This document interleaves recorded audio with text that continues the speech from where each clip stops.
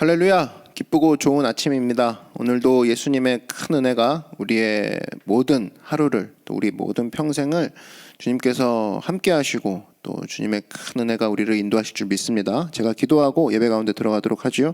사랑해 주님 감사합니다. 주님의 선하심과 인자하심이 우리 평생에 우리를 덮고도 남음이 있음을 우리가 고백하고 선포합니다. 오늘 그 은혜가 우리 가운데 누려지는 역사가 있게 하여 주시옵소서. 예수님의 이름으로 기도드렸습니다. 아멘. 저를 따라 한번 선포해 주십시오. 나는 예수님 때문에 평안합니다. 나는 예수님 때문에 행복합니다. 예수님 때문에 행복하고 평안한 역사가 오늘 우리 가운데 넘칠 줄 믿습니다. 함께 하나님 말씀 보도록 하겠습니다. 우리 산상순 보고 있는데 어제부터 들어갔죠. 그래서 지금 좀 밑작업, 백그라운드가 좀 중요해요. 이것을 보는 시간 오늘도 좀 가지려고 합니다. 아직 본론으로 들어가진 않아요. 오늘까지 인트로예요. 그래서 한번 그 인트로에 어떤 내용이 있는지 한번 보도록 하죠. 오늘은 말씀이 마태복음 4장이에요. 4장 23절에서 25절까지 5장 2절까지 읽을게요. 그러니까 4장 23절부터 5장 2절 함께 한번 합독하겠습니다. 시작. 예수께서 온 갈릴리에 두루 다니사 그들의 회당에서 가르치시며 천국 복음을 전파하시며 백성 중에 모든 병과 모든 약한 것을 고치시니 그의 소문이 온 수리아에 퍼진지라 사람들이 모든 앓는 자 곧 각종 병에 걸려서 고통당하는 자 귀신 들린 자 간질하는 자 중풍병자들을 데려오니 그들을 고치시더라. 갈릴리와 데가볼리와 예루살렘과 유대와 요단강 건너편에서 수많은 무리가 따르니라. 예수께서 무리를 보시고 산에 올라가 앉으시니 제자들이 나아온지라 입을 열어 가르쳐 이르시되. 네, 오늘은 예수님 산에 오르시다, 예수님 산에 오르시다라는 제목으로 하나님 말씀 증거하도록 하겠습니다. 이 산상순을 우리 배울 때 제일 중요한 건 예수님의 사역 자세예요. 예수님의 사역 스타일. 그게 연결이 되는 거거든요. 예수님의 평소의 사역 스타일이 어땠는지를 알 수 있고 그게 그대로 산상수훈으로 연결이 됩니다. 이게 주는 메시지가 있다고 생각해요. 예수님이 어떻게 사역을 하셨나, 그것은 우리 지금 교회 안에서의 사역자들이나 또 우리 평신도 성도님들도 왕같은 제사장 아닙니까? 예수님이 어떻게 하나님의 일들 하였는지 알고 가는 것은 굉장히 중요하다고 생각합니다. 먼저 이 4장 끝을 한번 보세요. 23절, 24절, 25절 보시면 23절에 예수께서 온 갈릴리에 두루 다니사 그들의 회당에서 가르치시며 천국 복음을 전파하시며 백성 중에 모든 병과 모든 약한 것을 고치시니 이렇게 나오죠. 여기서 뭐가 앞섰나요? 기적이 먼저였나요? 아니면 가르치시고 복음 전파하는 게 먼저였나요? 그렇죠. 가르치는 일이 먼저였습니다. 복음을 먼저 전하고 말씀을 전하고 그 다음에 기적들이 뒤따랐다라는 거예요. 그래서 언제나 가르치는 일에 기적들이 뒤따른다. 기적이 먼저 앞서는 인생이 아니라 말씀이 먼저 앞서는 인생. 그것이 참 중요한 거죠. 그리고 그렇다면 기적은 뭐 천대시해야 되냐? 그게 아니죠. 동시에 기적을 통해서 더 사람들이 말씀을 경청하게끔 하시죠. 그래서 이 5장으로 넘어오는 거예요.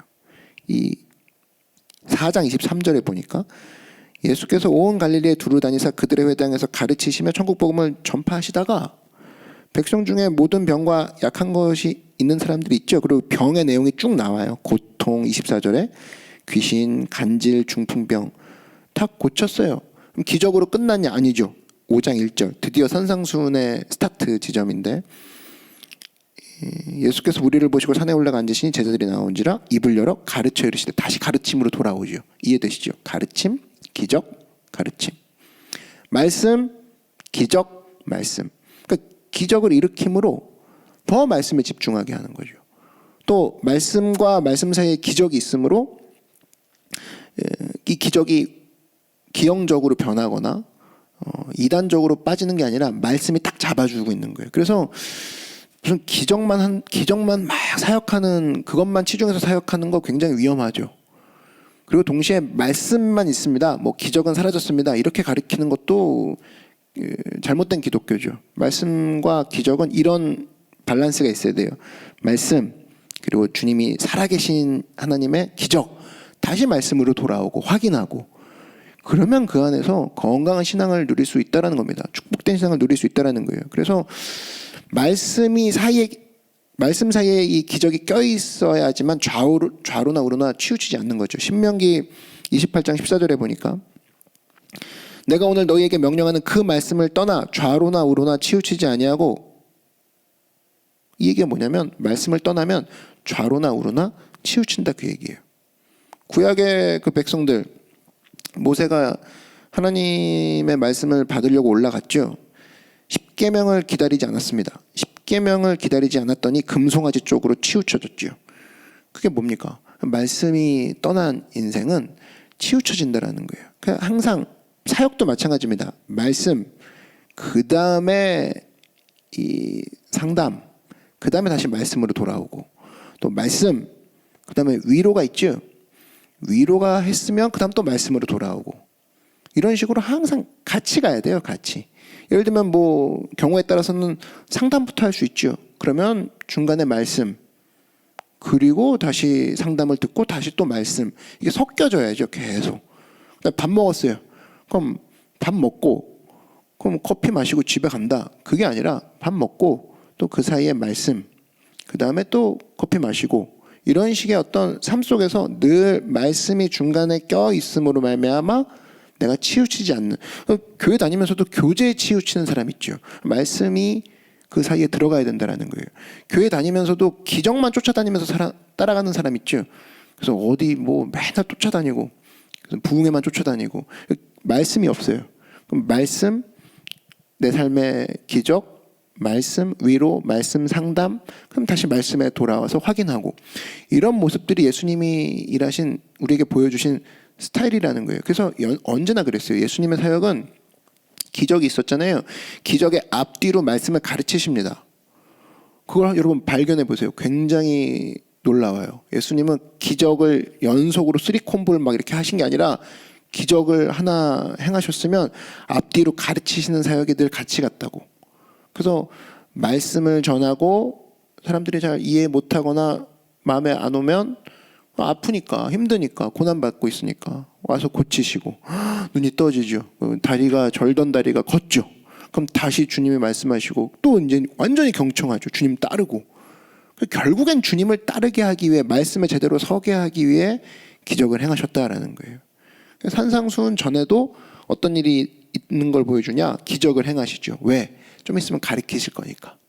그죠? 말씀이 들어가야 살리니까. 여러분, 이 주의 말씀이 우리를 살린다고 하지 않았습니까? 시편 우리 37편 같은 데 보면은 주의 말씀이 우리를 살린다. 그죠? 그래서 여러분 마찬가지예요. 이 하나님의 말씀이 우리를 살리기 때문에 결국 예수님이 하신 얘기 중에 제일 중요한 건 뭐냐? 기적과 어떠한 이적을 행하시는 그 앞뒤로 해서 말씀. 왜? 그 말씀에 들어가야 진짜로 이 사람이 천국 복음을 만나는 것이고 영생을 얻게 되는 거니까 말씀을 중요시 여겼다라는 거예요. 이 산상수훈, 이 훈자가 이제 그 말씀이라는 뜻인데, 그러면 이제 오늘 그겁니다. 예수님은 기적을 중심으로 말씀을 앞뒤로 두셨지만 왜 산상수훈일까? 왜 산에서 하셨을까? 이게 또 배경 지식으로 우리가 갖고 가야 될 중요한 포인트 중에 하나예요.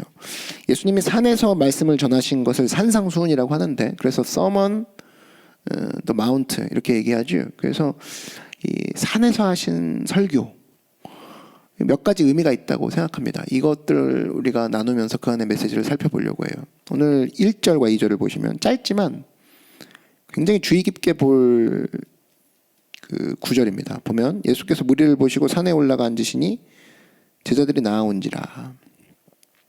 어디 앉으셨어요? 산에 앉으셨죠. 그죠? 산 그러면은 일단은 불편한 장소입니다. 집과 같지 않죠. 불편해요. 그리고 산 그러면은 이게 뭐 유명한 산이겠어요? 아니에요. 그냥 평범한 산이에요. 평범한 산. 이게 보여주는 의미는 뭐냐면 우리 예수님께서는 율법 아래에서도 장소 구별이 없는 것처럼 복음 아래서도 장소 구별이 있지 않음을 보여주시는 거예요. 율법이 산에서는 적용 안 되고 율법이 바다에선 적용되고 이러진 않죠. 율법은 모든 세상에 똑같이 적용되는 것처럼 어딜 가나 우리가 죄인인 것처럼 동시에 복음도 어딜 가나 적용할 수 있다는 거예요. 복음 아래서도 장소 구별은 없어.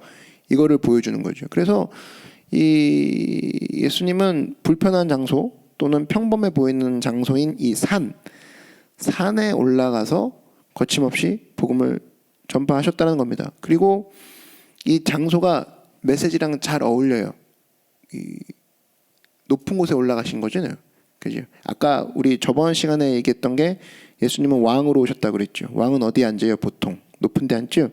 그래서 특별히 산상수훈은 산에 올라가서 말씀하시는 거는 의미가 있습니다. 그럼 우리 좀 이따 살펴보도록 할게요. 그거는. 자, 근데 항상 예수님은 장소를 선택하실 때 의미 있는 곳에 그 장소를 선택을 잘 하셨어요. 그리고 다른 말로 얘기하면 어딜 가나 그 장소에 맞게 메시지를 설명하셨습니다. 왜냐하면 사람들에게 알아듣게 하려고. 참 배려와 사랑이 가득한 사람이 할 수 있는 행동인 것 같아요. 농부들이 가득해요. 그러면은 쌀 얘기하고 새 얘기하고 나무 얘기하고 과일 얘기하고 아낙네들이 가득해요. 그러면 뭐 조선시대 같으면 어떻게 하겠어요? 뭐 빨래를 통해서 집안일을 통해서 그런 걸 통해서 복음을 전하겠죠. 사도 바울이 그런 거 되게 잘했죠. 예수님도 마찬가지였어요. 예수님도 마태복음 13장 36절 같은 데 한번 보면 집에 들어가셔서 무슨 얘기하시면 자기 집을 얘기하십니다. 자기 집이 어디예요? 천국이죠. 그래서 예수님이 천국에 대한 비유 3가지를 설교한 곳이 바로 어디예요? 집이에요. 그냥 평범한 집에 들어가서 너희들이 이제 앞으로 갈 집에 그 너희들이 앞으로 맞이할 하늘의 집에 대해서 얘기를 하십니다. 그러니까 귀에 쏙쏙 들어오죠. 또 누가복음 6장 17절 같은 데 보면은 평지에서라는 표현이 나와요. 평지에서 설교를 하신대요. 그럼 왜 굳이 장소를 이렇게 성경이 얘기할까? 그때 인간 가운데서 오셔서 자기를 낮추신 예수님이 전파가 되는 거죠. 그러니까 예수님이 그때는 평지에서 설교를 하세요.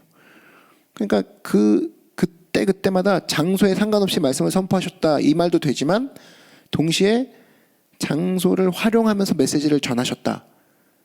이건 사실 우리가 배워야 될 사역 자세인 거죠. 예를 들면 누군가를 전도해야 돼요. 누구한테 좀 위로의 메시지를 전하고 싶어요. 그럼 같이 버거킹을 가더라도 아무 생각 없이 그 콤보 세트 먹고 나오지 말고 먹으면서도 생각을 하는 거죠. 그죠? 조금이라도 대화 가운데 이 햄버거 집에서 느낄 수 있는 이 세트를 시키면서 주문하고 나오면서 느낄 수 있는 그 어떤 그 잠깐의 순간에 내가 얘한테 전할 수 있는 비유할 수 있는 복음이 있을까? 그죠? 그 분명히 있다고. 예를 들면 스타벅스 와서 뭐 커피를 주문하더라도 이름 불러주잖아요. 그때 막 어떤 뭐 약간 그 따뜻함이나 다정함이 느껴지지 않습니까? 그럼 거기서 캐치를 하는 거죠. 야, 이름 불렀을 때 모르는 사람이 이름 불러줘도 기쁜데, 그죠? 스토커가 아니고서는 하나님이 내 이름 불러준다. 그거를 만약에 이 이야기로 풀어낼 수 있다 그러면 친구한테 그렇게 설명할 수 있는 거죠. 그러니까 장소에 맞게 어떤 때는 뭐 공사 현장 지나갈 때는 막 드릴 소리가 막 나죠. 그럼 뭔가를 부수기 위해서는 저렇게 큰 소리를 내야 되는구나. 그죠? 거기서 어떤 설교 메시지를 얻기도 하고 동시에 친구와 같이 간다 그러면 그걸 통해서 짧은 설교, 뭐 잔소리 이런 거 말고 좀 대화를 하더라도 나중에 좀 진지하게 대화할 때는 너 아까 나랑 버거킹 가지 않았냐? 너 나랑 아까 스타벅스에서 커피 마실 때 뭘 느꼈냐? 나는 공사 현장 지나올 때 그런 거 느꼈는데 너 삶 가운데 하나님이 함께 계셔. 장소를 잘 활용하면서 얘기하는 거가 자연스럽고 풍성한 메시지가 나올 수 있는 거죠. 예수님 그걸 참 잘하셨어요. 산을 통해서 얘기하셨다는 건 어떤 장소에서도 구분 없이 동시에 나는 왕으로서 얘기해. 이게 있는 거죠. 그래서 여러분 이 산이 의미하는 의미가 또 하나가 있는데 첫 번째 뭐였냐면 불편한 장소이면서 평범한 장소, 즉 율법과 동시에 복음 역시 어디서나 적용돼. 어디서나 복음이 적용 안 되는 곳은 없어. 이걸 보여주시는 거고, 두 번째는 왕으로 오신 예수님이시기 때문에 그만큼 높은 곳에 계신 예수님을 볼 수 있는 게 바로 산이었다는 거예요. 이 마태복음에는 산이 되게 많이 나옵니다. 왜냐하면 성취하시러 오신 거라고 했잖아요. 어제 우리 산상수훈 첫 번째 그 설교를 들으신 분은 아실 거예요. 말라기에서 계속된 약속을 성취하러 오신 분이 예수님이기 때문에 왕이 종결자로 온 거거든요. 왕이 일을 끝내러 온 거라고. 그러니까 마태복음은 성취라는 단어가 15차례나 나오고 있고, 또 특별히 마태복음은 설교가 산에서 많이 이루어져요. 그리고 예수님이 산에서 많이 등장하세요. 17장 같은 데 보면 변화산에서 변모하시고, 24장 같은 데서는 감람산에서 예언자로서 또 말씀을 해주시고, 28장 16절 같은 데 보면은 예수께서 지시하신 산, 여기서는 죽음의 정복자로 나오시죠. 그러니까 여기 5장 1절이 그 시작인 거예요. 산상수훈이 5장에서 출발하는 건데, 산에 올라가 딱 앉으셔서 킹스 메시지, 이제 왕이 얘기하기 시작하는 거예요. 그러니까 산상수훈은 굉장히 가슴 뜁니다. 어떤 의미냐면 왕이 이제 왕으로서 일을 본격적으로 하기 시작한 거예요. 그래서 마태복음은 왕으로 오신 예수님을 볼 수 있어요. 장소도 산에서 많이 등장을 하시는 씬들이 많이 있거든요. 그리고 동시에 이 앉으셨다 그랬죠. 산에 올라가 앉으시니, 앉으시니 한번 줄쳐보세요. 앉으시니, 이거는 뭐 그 당시 일상적인 습관이기도 했어요. 마태복음 26장 55절 같은 데 보면 앉아 가르쳤으되, 유대인의 관례기도 했거든요, 당시에. 마태복음 23장 2절 같은 경우는 서기관들과 바리새인들이 모세의 자리에 앉았으니, 당시에 가르칠 때 앉았나 봐요. 근데 이거는 그 이상의 의미가 있다고 생각합니다. 여기서의 자세는 뭐냐면 왕이 보좌에 앉은 모습인 거예요. 산에 올라가 앉으시니, 와, 왕이 앉은 거예요. 그러므로 우리가 이런 기도로 연결시킬 수 있겠죠. 하나님, 나의 인생에 오셔서 가장 평범하고 가장 작은 산이라 할지라도, 가볍게 여기는 동상 같은 내 삶 속에 작은 산과 같은 일이라 할지라도, 언덕배기라 할지라도 하나님 오셔서 앉으십시오. 그럼 거기서 일이 일어난다는 거예요. 여러분 믿으십니까? 그래서 하나님께 내가 에베레스트 산과 같은 일이 있을 때만 오셔서 앉으십시오 주님. 넌 맨날 높은 곳에만 나 앉게 하고 너는 저 밑에 있고 외롭다 나.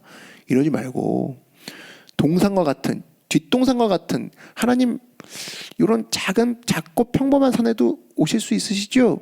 제가 환영하고 모셔드립니다. 그럴 때 기뻐하신다라는 거예요. 그래서 여러분 언제나 이 주님, 제 마음속 산에 올라가 앉아 주시옵소서, 이 기도를 통해 주님의 큰 다스리심과 은혜를 받는 여러분 되길 바랍니다. 왕으로 오셔서 앉아서 얘기하시는 그 예수님이 여러분 안에 있다 믿으시기 바랍니다. 그게 예수님이 우리에게 주시는 은혜라는 거예요. 근데 세 번째, 예수님이 이제 어떤 식으로 산에서 얘기하셨냐? 입을 열어 가르쳐 이르시되, 이렇게 되어 있어요. 2절만 따로 이렇게 설명이 되어 있죠. 이거 사실은 입을 열어 가르쳐 이르시되, 뭐 이게 그 1절이나 3절쯤에 붙여도 되는 건데 2절만 따로 이렇게 떨어져서 설명되어 있는 이유는 있다고 생각해요. 뭘 중요하게 얘기하려고 하냐면 입을 열지 않으면 안 된다 이거죠. 입을 열지 않으면 안 됩니다. 예수님은 30살 때까지 침묵을 하셨어요. 왜? 때가 이르지 않아서 기다리신 거죠. 전도서 3장 7절에 잠잠할 때가 있고 말할 때가 있으며, 때가 항상 있다라는 거예요. 에스겔서 33장 22절에 야훼의 말씀이 내게 임하여 이르시되, 그죠? 하나님의 때가 반드시 있다라는 거예요. 하나님의 때에 입을 여셨다. 그게 바로 예수님이셨다라는 거예요. 그럼 우리가 어떻게 기도해야 되냐? 그러므로 주님, 나에게 내 인생에 있어서 가장 알맞은 때에 주님이 입을 열어 말씀하여 주시옵소서. 그게 오늘이 되기를 원합니다. 이 기도를 하면 거기에 막 소름이 돋죠. 그죠? 주님, 저는 입을 열어 얘기하고 싶은데 결국에 하나님이 입을 여시는 게 일이 됩니다. 제가 입을 열지 않게 하시고 하나님이 입을 여는 하루가 되게 하여 주시옵소서. 끝난 거 아닙니까? 내가 입을 열어서는 온통 그냥 오두방정이지요. 내가 입을 열고 다니면은 다 그냥 지나가는 곳마다 피바다란 말이야. 근데 하나님이 입을 열어서 내게 말씀하여 주시옵소서. 그죠? 또 이 입을 열어 말씀하셨다라는 뜻은 담대하라, 담대히 이런 뜻도 돼요. 에베소서 6장 18절에서 19절을 보면 모든 기도와 간구를 하되 항상 성령 안에서 기도하고 이를 위하여 깨어 구하기를 항상 힘쓰며 여러 성도를 위하여 구하라. 또 나를 위하여 구할 것은 내게 말씀을 주사 나로 입을 열어 복음의 비밀을 담대히 알리게 하옵소서 할 것이니, 예수님이 입을 여셨다라는 것은 평범한 대화 이상의 의미를 갖고 있습니다. 담대히 선포하셨다라는 거예요. 요거는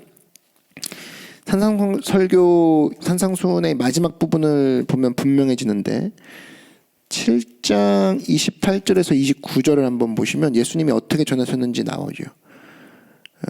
29절 같은 데 보면 이는 그 가르치시는 것이 권위 있는 자와 같고, 그죠? 여러분, 그래서 예수님의 말씀은 권위가 있습니다. 그렇기 때문에 우리는 그의 모든 말씀에 순종해야 돼요. 믿으십니까? 어떤 사람은 예수님이 하신 말씀 중에 자기가 어떤 말씀은 굉장히 귀하게 받아들이는데 반면에 계속 말씀하시는 것들은 가볍게 받아들이고 무시하는 경우가 있어요. 주님 성격이 원래 저가 그래요. 이런 거 있죠. 대부분. 제가 안 하려고 한 게 아니라 뭐 이런 걸로 가볍게 쳐넘깁니다. 주님이 네트 넘겨서 말씀의 공을 보내오면 뭐 가볍게 패스해요. 그러니까 가볍게 다리 사이로 보내요. 넘기지도 않아요. 반응도 안 해요. 근데 자기가 뭔가 해야 될 것 같은 그런 말씀은 꼭 쥐고 아닌 말씀은 흘려보내고, 뭐 이거는 제대로 먹는 게 아니죠. 편식이죠. 편식. 그렇게 할 수 없다는 겁니다. 예수님의 모든 말씀은 담대히 전하신 말씀이고 권위 있게 전하신 말씀이라는 거예요. 그렇다 그러면 우리의 기도는 여기서 또 어떻게 적용해야 되냐? 하나님, 주님이 말씀하신 모든 말이 권위가 있사오니 내가 한 말씀도 가벼이 여기지 않게 하여 주시옵소서. 이 고백이 오늘 이 아침에 있어야 될 줄 믿어요. 또 네 번째, 이 산에서 하신 의미가 뭐냐면, 산에서 어떤 얘기를 하셨냐, 이 말씀하신 대상을 우리가 주목할 필요가 있는데 5장 1절을 한번 앞으로 가서 보시면 예수께서 무리를 보시고 산에 올라가 앉으시니 제자들이 나왔죠. 그래서 어떤 학자들은 제자들로 한정된 것이 산상수훈이다 이렇게 얘기하는 경우도 있는데, 근데 그것은 잘못된 거예요. 7장 28절 29절로 다시 오면 예수께서 이 말씀을 마치심에 무리들이 그의 가르치심에 논란이, 그지? 그 다음에 29절 그들의 석인과들과 같지 아니하밀러라. 여기서 그들은 백성을 얘기하죠. 백성과 무리가 나옵니다. 그래서 결국엔 산상수훈은 제자들한테 하신 특별 강해가 아니라 모든 백성에게 얘기하신 말씀이다. 왜냐하면 왕은 신하들에게만 얘기하는 게 왕이 아니잖아요. 모든 백성을 향해 얘기하는 게 왕이란 말이에요. 그래서 산상수훈은 제자들에게 얘기한 게 아니라 오늘을 사는 우리에게까지 말씀하시는 내용이다. 시편 119편 96절에 하나님의 계명은 심히 넓기 때문에, 이런 표현 나오죠. 하나님의 말씀은 넓어요. 만대 천대까지 내려간다고. 즉 그 당시 베드로한테만 얘기한 게 아니라 다윗한테만 얘기한 게 아니라 나까지 들으라고 얘기하신 거다.